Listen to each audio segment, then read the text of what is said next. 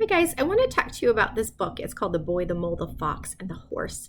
And maybe you've heard about it a little bit, but I cannot think of a better book to share with your students or a better book for anyone just to read. So you can read it in chronological order. You can just open it up. It's roughly, I'd say, maybe a 15-minute read, but there's some really cool ideas inside, and I like to just pop the puppy open and see what comes to me.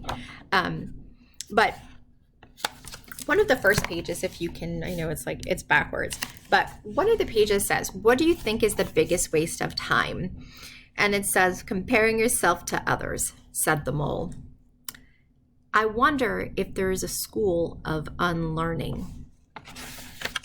Most of the old moles I know wish they had listened less to their fears and more to their dreams." So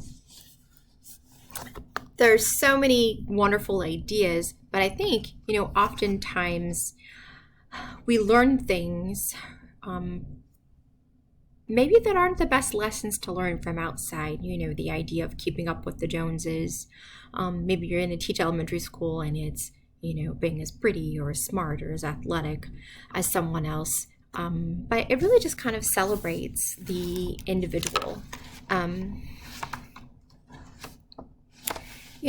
Just wonderful ideas. Like, what's the bravest thing you've ever asked for?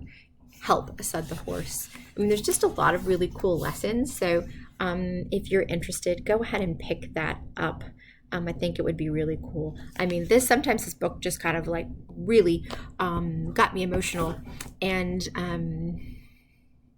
I think, that's okay to show our emotions to our students and to let them know that we're just like them. So check that out, and I will talk to you soon.